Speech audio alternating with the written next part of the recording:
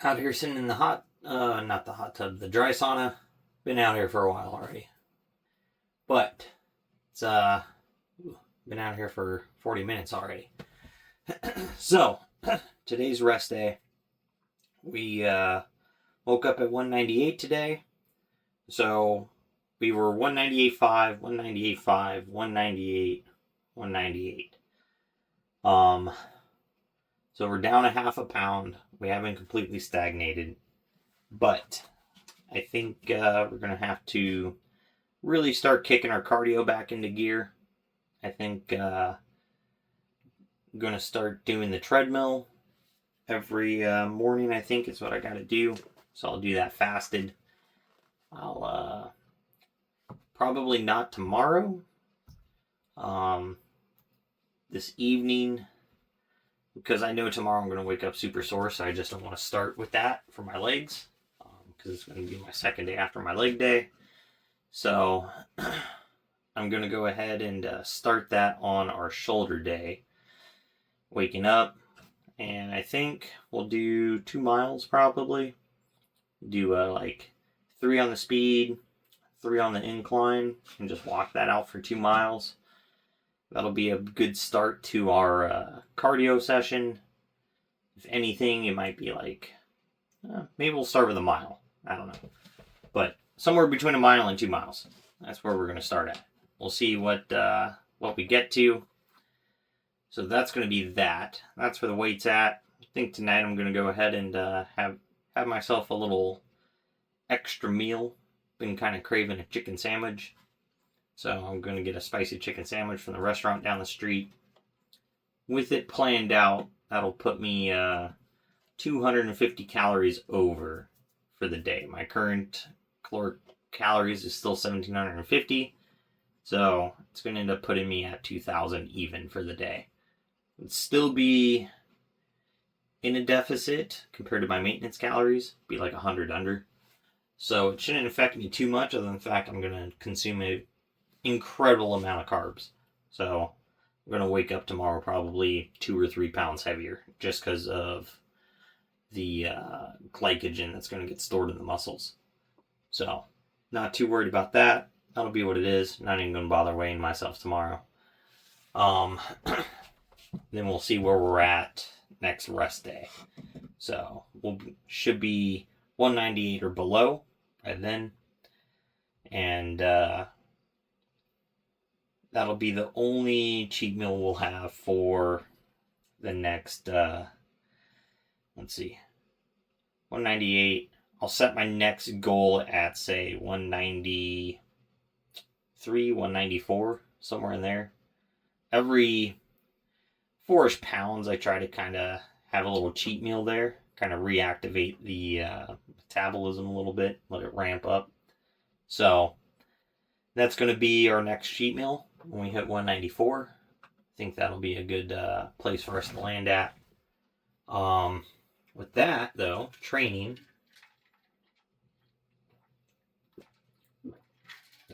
This past week, we moved up on the bench, 235 for 2. Today, we're going to go ahead and shoot for either 240 or 245. We'll see how the bench feels as we warm up. We did increase on shoulders last week for front raises, side raises, overhead press. We'll look to try to redo that again this week. Deadlifts, they went up again this week. So that felt great. We pulled 335. So we're probably going to shoot for a 355 this week for 2. Squats this week, they went up to 175 from 155, so that was a 20-pound jump. Felt really good. So next week we'll go ahead and we'll do or 135, 155, 175, and then we'll go ahead and hit 195 and see if we can hit 5 reps there. If we can, that's going to be awesome. That means our next leg day after that, we'll go ahead and add 205 and see if we can hit that. That'll bring us up to 5 sets, and then we can start working on bringing that top set up and the reps and weight kind of changing for everything else. We'll probably leave the reps the same and just 5 reps a set. I enjoy 5 reps on squats. I'm not a great squatter, so squatting in volume just feels terrible and my form falls apart. So I'd rather keep the good form and just kind of move up in weight. And we'll go ahead and keep that moving that way. Then, as we know, our bench press, deadlifts, 10-8-6-4-2s is the way we always go with those. Those just kind of keep moving up till we hit failure, and then we just keep shooting for that fail point till we hit it, and then we move up again. So, with that, should be in a pretty good place, actually, since everything's feeling pretty strong. And the central nervous system's starting to fire. So it's feeling really good to make these jumps. It's keeping me motivated. I know I'm making progress. Scale's kind of just doing whatever. I'm not too worried about the scale, really. It's just a general tracker. Here at 30 days, we'll see where the scale's sitting. I'll grab my smartwatch. We'll do a body scan, see what the muscle density, body fat percentage is.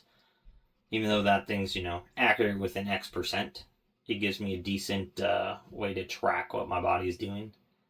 So, because it's going to scan the same way every time, whether it's completely accurate, it should still be that same amount off each time. So, it'll still tell me whether I'm going up or down. So, that's what we got going on there.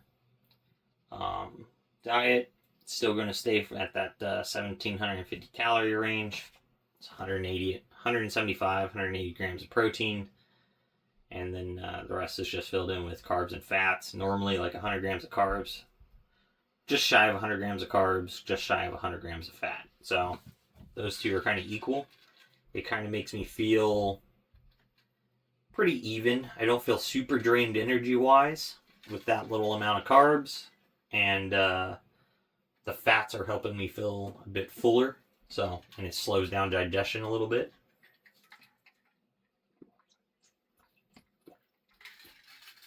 But, getting a good sweat on today.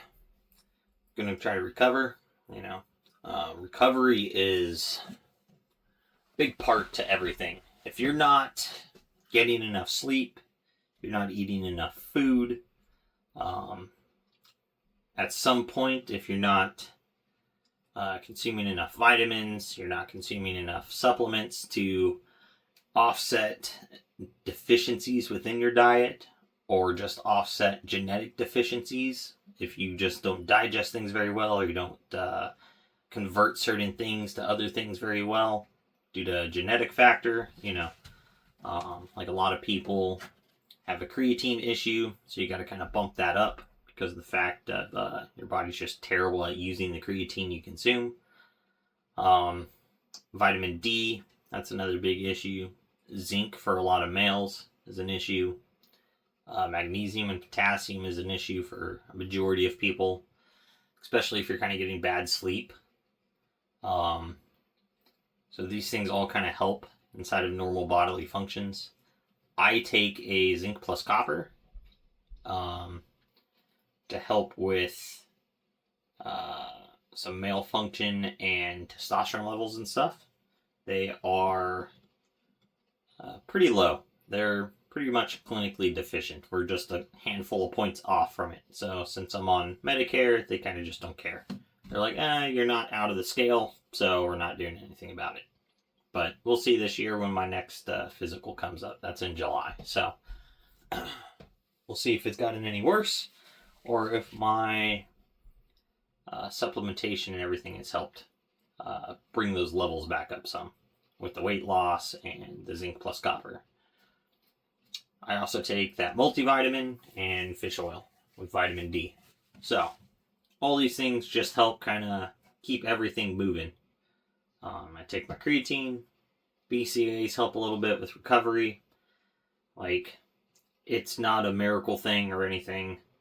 For me, I notice when I don't take them, I'm a little more like almost bruised feeling.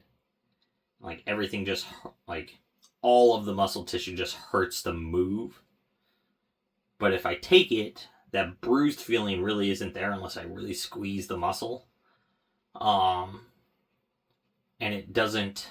it's not painful to like just move around and do normal daily activity. So for me, I notice 100% the effectiveness of it. And it's enough to justify me like spending the money on the supplement.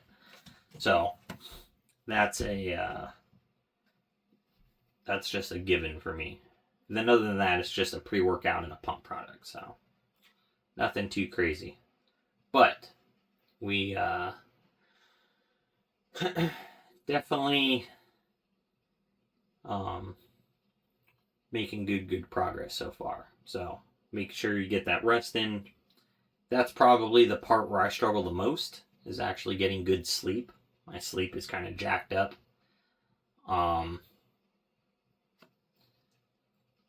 Some of it's just because my dog does weird, goofy things while we're sleeping and she constantly wakes me up. But some of it is I just can't get comfortable. I think I need a different pillow. It is feeling a little like too big these days. Like my neck is just wrenched one way or the other. So I think I need something a little thinner.